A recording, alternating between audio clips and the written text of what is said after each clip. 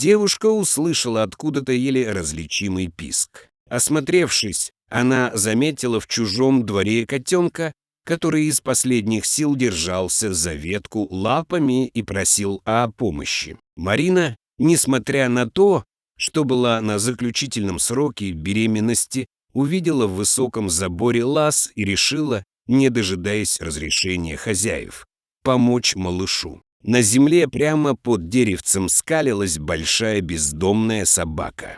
Она то подскакивала, пытаясь ухватить малыша за хвост, то снова замирала со скаленной пастью. Лапки котенка дрожали, вот-вот он должен был свалиться прямо в пасть разъяренного пса. Марина замерла в ужасе от этой картины, а потом бросилась к дереву. Она прикрикнула на собаку, отчего та шарахнулась в сторону. Девушка подхватила истошно орущего котенка и отошла подальше. «Ну и зачем ты мешаешь?» — проскрипел совсем рядом старческий голос. Марина удивленно обернулась. Оказывается, она ошиблась, когда подумала, что во дворе никого нет. Прямо за ее спиной с балкона первого этажа за происходящим наблюдал пожилой мужчина. «Кому мешаю?» — не поняла девушка. «Лютику, нашему псу», — кивнул пенсионер на разозленную собаку. «Он чуть не сожрал котенка». Возмутилась Марина. «Он их не жрет, а душит, чтоб не плодились тут», — пояснил мужчина. «Естественный отбор. Для этого Лютика и держим. А то, видишь, подкидывают постоянно, как будто тут приют. Ты его кинь на землю и отойди. Лютик быстро все сделает». Девушка в ужасе прижала котенка к себе, обняв малыша. Животное сдавленно мяукнуло. Марина опомнилась и ослабила хватку. Вредить зверю она не собиралась, отдавать бедняжку на растерзание тем более.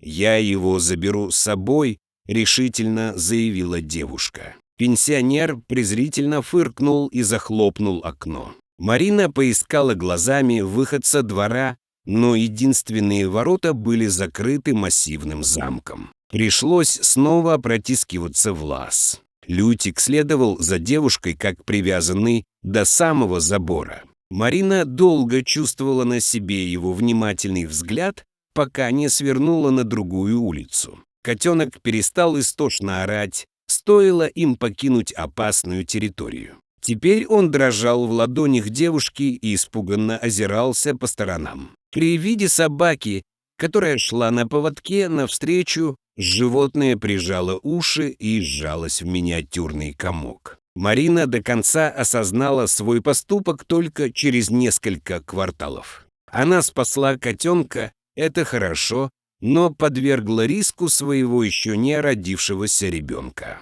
А вдруг пес напал бы на нее или, еще хуже, укусил за живот? Что тогда? Девушку начало колотить. Она присела на лавочку и глубоко вдохнула. «Я тоже боялась. Когда несла Веснушку домой», призналась девочка, сидящая рядом. Марина недоуменно посмотрела на нее. Ребенок ткнул пальчиком в животное и пояснил: «Я нашла котенка на улице и забрала домой, как вы. Было очень страшно, а вдруг мама выгонит, но она разрешила. Теперь мы с Веснушкой лучшие друзья. Вы знаете, что кошки приносят счастье в дом и берегут своих хозяев. Моя Веснушка меня защищает». Девочка соскочила с лавочки и побежала на игровую площадку. Марина уставилась на котенка. Он был грязный, худой, с заплаканными глазами. Если бы девушка встретилась со зверем в другой ситуации, то ни за что не взяла бы на руки. Но теперь не могла бросить малыша на произвол судьбы, не после того, как рисковала собственным ребенком ради животного. Так Кузя оказался в семье. Первые часы были не самыми приятными в жизни Пушистика. Марина тщательно искупала его шампунем от блох, еще и затолкала таблетку от глистов. Но после этого котенка оставили в покое, и он смог оценить все прелести скользкого паркета. Это что еще такое? Удивленно спросил муж, когда вернулся с работы. Котенок не менее удивленно смотрел на человека. Он как раз вскарабкался на любимое кресло хозяина и решил, что это лучшее место для отдыха. Мужчине такой расклад почему-то не понравился. Он тяжело вздохнул. «Любимая, мы же договаривались, что не будем заводить домашних животных, пока ребенок не вырастет», — устало проговорила муж. «Сын даже не родился, а ты уже притащила кота. Где ты его взяла? С улицы. Ты хоть понимаешь, как это опасно? И сколько болячек он может принести в дом? Если брать животное, то только породистых из питомника, со всеми документами и медицинской картой. А этого нужно убрать как можно быстрее. Надеюсь, ты ничего не успела подцепить и передать ребенку. Любимая, что с тобой?» Гормоны снова дали о себе знать. Вместо того, чтобы вести аргументированный диалог, Марина разрыдалась. Она плакала взахлеб, сама не понимая, почему ее так накрывает. Муж испугался истерики. Он успокаивал девушку, обещал исполнить любое желание, лишь бы она снова улыбнулась. В итоге Кузя остался у них жить. Первые месяцы было весело. У малыша было много энергии, которую нужно было куда-то тратить. Он вихрем летал по квартире, с удовольствием гонялся за шнурком или мячиком, катался на шторах и упорно забирался спать на кресло хозяина. Котенок быстро полюбился супругам, особенно после того, как умудрился поймать мышь. Они окружили животное заботой, уделяли ему много внимания. Однажды ночью, когда Кузя наконец набегался и улегся отдохнуть, Марина застонала от боли. Тут же во всех комнатах загорелся свет. Муж суетился и бегал по квартире. Вскоре возле выхода появились сумки. Люди забрали их, вышли и исчезли на долгих 1,5 дня.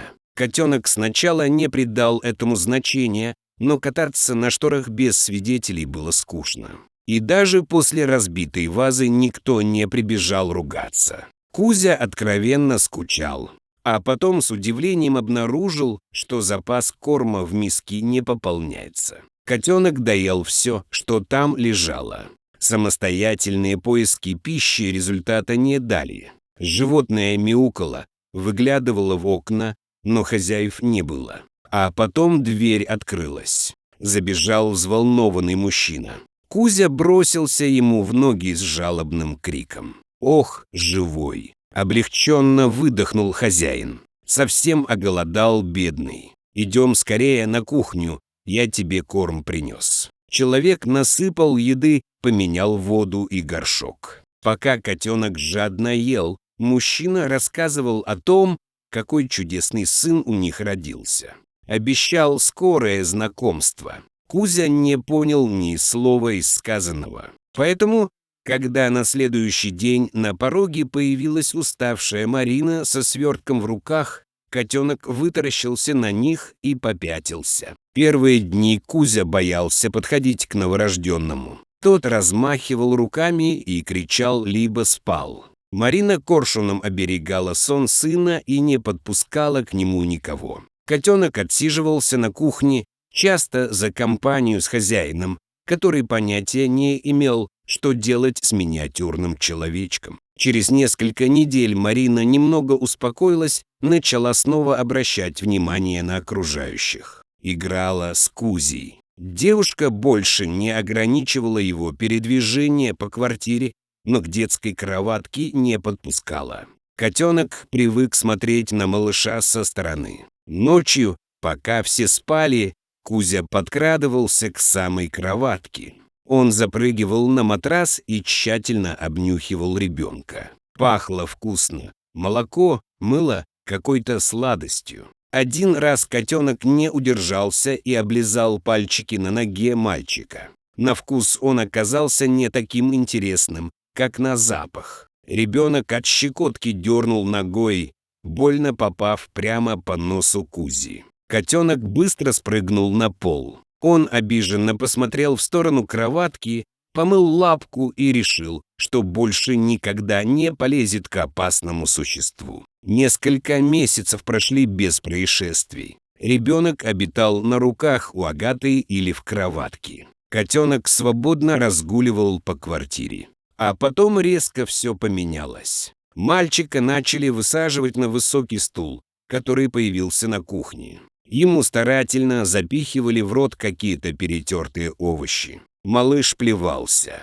Кузя старался близко не подходить, но когда овощные пюрешки сменились мясными, кот заинтересовался. Теперь он не вылезал из-под стула ребенка и тщательно отслеживал каждое движение маленьких ручек. Молочные каши и мясные пюры разлетались по всему полу к полному восторгу Кузи. Привычка настойчиво следить за мальчиком въелась в подсознание настолько прочно, что стоило ребенку направиться в сторону кухни, как кот был уже там. Однажды это чуть не сыграло злую шутку с животным. Марина поставила в духовку запеканку, а сама пошла развешивать белье на балконе. Сын ползал по комнате под присмотром папы. Когда мужчине позвонили с работы, он ненадолго отвлекся. Завершив разговор, отец оглянулся в поисках сына, но того нигде не было.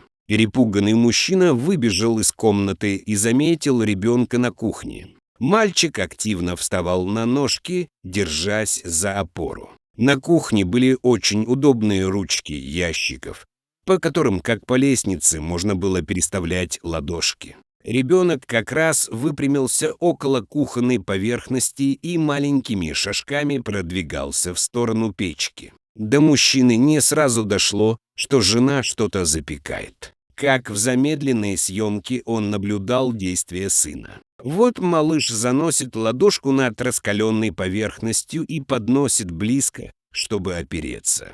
Отец даже дернуться не успел, чтобы беречь ребенка от ожога. Пушистая молния возникла из ниоткуда.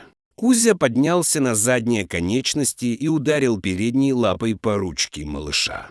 Тот убрал ладонь, обиженно посмотрел на кота и снова потянулся к горячей духовке. Кузя повторил свой финт, отбивая руку. Мужчина быстро включил камеру на телефоне. Он снял кусочек, как кот защищает мальчика от ожога, а потом поспешно убрал ребенка с кухни. Когда Марина вернулась с балкона, муж без пояснений показал ей ролик. Однако девушка увидела совершенно другое. А нет, Марина прикрыла рот рукой, наблюдая за событиями на экране. Ты был прав с самого начала. Не нужно было оставлять котенка в доме. Теперь он нападает на ребенка. Нужно отдать Кузю кому-то срочно. Не хватало, чтобы он покалечил нашего сына. Мужчина рассказал, что произошло на самом деле, но девушка не поверила ему. Она решила не спускать с животного глаз и избавиться от него при первой же возможности.